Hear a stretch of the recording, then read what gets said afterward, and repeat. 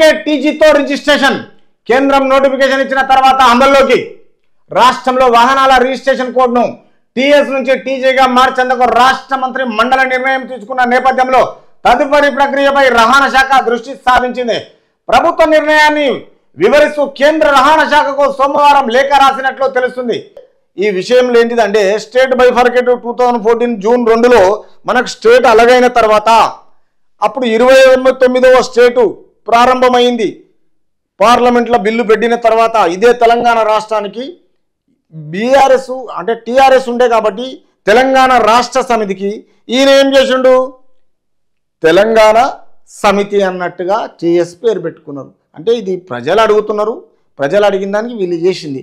కానీ ఇప్పుడు అధికార పార్టీ ఏమంటుంది, తెలంగాణ కంటే టీజీ. అందుకే అతి తొందరలోనే హైకమాండ్కు లెటర్ రాశారు. ఆ లెటర్ రాసిన తర్వాత 10 రోజుల్లోపే తీర్మానం తీసుకొని ఇన్స్ట్రక్షన్స్ వచ్చేస్తే ఎంబడే మార్చబడతాయని అధికార పార్టీ క్లియర్గా హైకమాండ్కు లెటర్ రాశారంట. రాస్తే ఇది కేంద్ర రవాణా శాఖకు సోమవారం లేఖ రాసిండ్రు.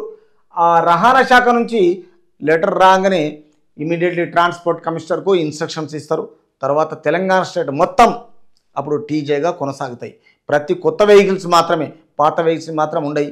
పాత వెహికల్కి ఈరోజు ఎందుకంటే 15 ఇయర్స్ అయిపోయిన తర్వాత అయినా రెన్యువల్ అప్రిషియేషన్ చేసుకుంటున్నారు. తర్వాత ట్రాన్స్పోర్ట్లో వెహికల్స్ మొత్తం స్క్రాప్ చేయబడుతున్నాయి.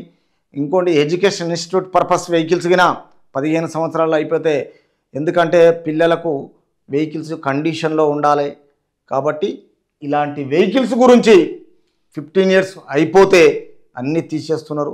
పాత వాహనాలు పోయినా స్క్రాప్ అయిపోయిన తర్వాత ఇక్కడ పొల్యూషన్కు భరించలేకుండా నానా రకాలుగా ప్రతి ఇంట్లో చాలా రకాలుగా వెహికల్ ఉన్నాయి. ఈరోజు 1.5 కోటి వెహికల్ ఉన్నాయి హైదరాబాద్లో. అంటే ఈక్వల్ టు ప్రజలు ఎంత ఉన్నారో వెహికల్స్ కానీ అన్నీ ఉన్నాయి. ఈ విషయంలో అధికార పార్టీ కేంద్రానికి లేఖ రాయడం జరిగింది.